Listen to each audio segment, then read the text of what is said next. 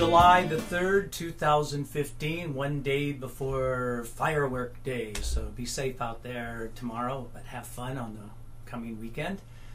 And what did we do? Well, got back into the harmony course, finished up America the Beautiful, which was a whole bunch of analyzation and just explains to you a little bit about part writing by looking through that. It's like hanging out. My idea there was like hanging out either with somebody who writes parts to explain to you why they made those choices, or being in a classroom and doing the analyzation so you can check it out and sort of get an idea about that type of part writing.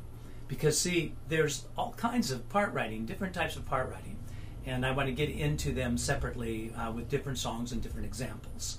So that's what happened there, and you'll be seeing more now, a lot more of the harmony course coming up. I'm going to get back into it. I actually have been into it and doing lessons that you haven't seen yet, but you'll be seeing them show up, as well as continuing with the melisma course, and be expecting to see another artist popping up pretty soon in relationship to me doing another song by somebody. We'll see. And that's kind of what happened this week. Basically, that's it. Musical tip of the week. Okay, well, hey, last week I talked about vowels. Every now and then I talk about vowels and about them being opened and closed, and how some are wider and some are more narrow, and how you can use those sounds to focus your sound through your vocal cords in different parts of your range. And that study is very important. But you know what else happens besides vowels, right? Consonant sounds. And that's today's musical tip. I'm going to talk a little bit about the consonant sounds. There's 21 of them, depending upon how you handle Y. And we're going to talk about 3 of them today. And those 3 are the nasal consonants. And those are the sounds that bring all of the focused sound and air through your nose. And there's lots of good reasons to use the nasal consonants, just to learn how to bring your chords together and create compression and so forth.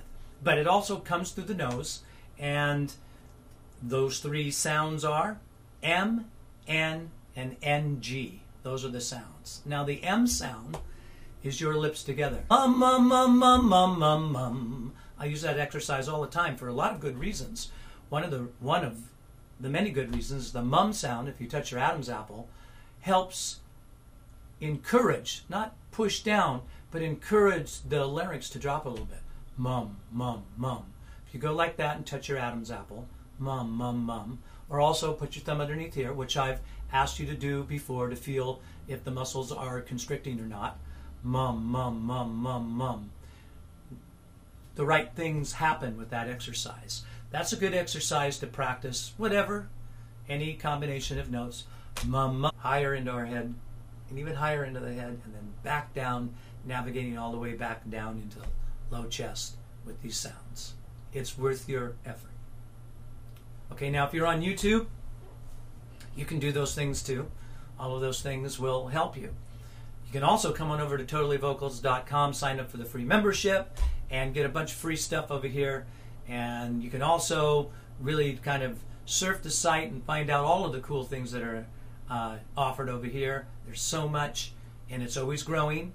There's courses, beginning, immediate, intermediate, advanced courses, courses that teach vibrato, how to develop vibrato, courses that teach you how to harmonize and sing harmony, courses that teach you how to ear train yourself as a singer, courses that teach you how to develop yourself as a melisma singer. And melismas are multiple notes on various vowel sounds, sung in all kinds of different styles, from R&B and jazz, rock, country, classical, musical theater. It's all there. So come on over, check it out. totallyvocals.com.